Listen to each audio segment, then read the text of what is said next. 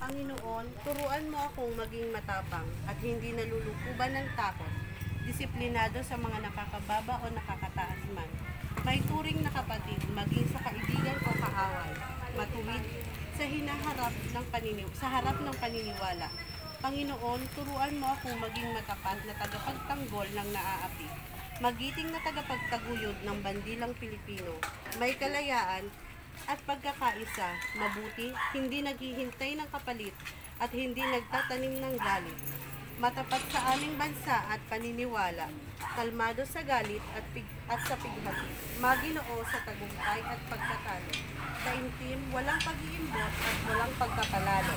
Panginoon, sinasamo namin sa iyo, paglinawin mo ang aming kaisipan upang malaman ang daan, bigyang liwanag upang makita ang daan, at lakas upang tahakin ang daan.